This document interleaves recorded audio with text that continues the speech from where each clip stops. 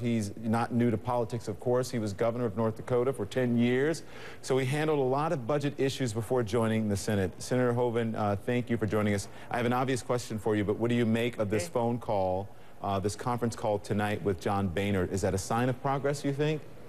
Don, I think it is. Thanks for inviting me to be with you.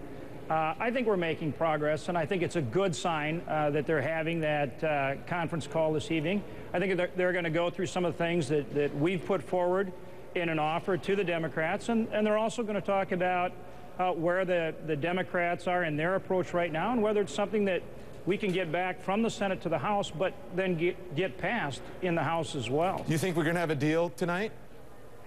You know, I'm not sure we'll have it completely wrapped up. I hope so. I'd be a little surprised if we're voting tonight, but I hope we get to a plan that we're ready to vote on in the morning. Okay. So listen, Harry Reid has signed off. Nancy Pelosi is taking it to her caucus. You heard her speaking just a short time ago. What's holding up Republicans? Will we see Mitch McConnell endorse a deal tonight, you believe, even if it doesn't happen until tomorrow officially, but will we see that? That's the goal. I mean, that's really our goal, is to get to something tonight that we can go through with our caucus, that the Democrat caucus can go through, and that we're ready to have a vote on tomorrow morning. So that is definitely our goal. I think we're very close. We hope to be there. Okay. And the House is talking about it now as well, getting ready, because obviously whatever we do then goes right back to them. Okay. And we want to hit this deadline. So we're working very hard to keep it moving. Well, I'm glad to have you here, because we've had, as we're speaking, because things are unfolding, you know, moment by moment here. When I had our White House correspondent on, I talked about the conference call. I asked you about that. New information now from our chief White House correspondent, Jessica Yellen, saying the holdup here, the holdup appears to be defense spending. At least right. It says Speaker Boehner is objecting to defense spending cuts. What do you make of that? Well, there is a concern. One of the things that we've been working on is the trigger mechanism, so that the committee, if they don't get to the, say, $1.8 trillion cut level, and again, that number's changed a little throughout the day, but that there's an automatic reduction that goes into place. So what is that trigger?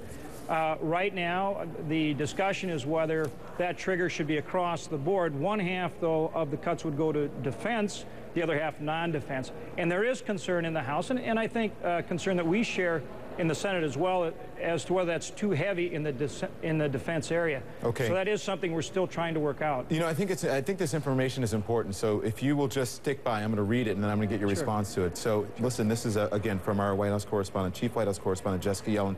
According to Democratic and Republican sources familiar with the status of the discussion, speakers, Boehner's objection to defense spending cuts is the outstanding holdup to the deal at this hour. Speaker Boehner and some Republicans are disputing how much in cuts the Pentagon will face in the first round. The Speaker's trying to protect the Pentagon. Further in the framework's first round of cuts, the Speaker's office is negotiating with the White House, trying to come to a different configuration for defense cuts. Multiple sources caution that given this roadblock, the deal isn't agreed to. Nothing is agreed to until everything is agreed to. And according to a Democratic source familiar with the situation, today the Vice President has been on the phone with Speaker Boehner multiple times with Senator McConnell and is going back and forth with leadership in both parties. What do you make of that?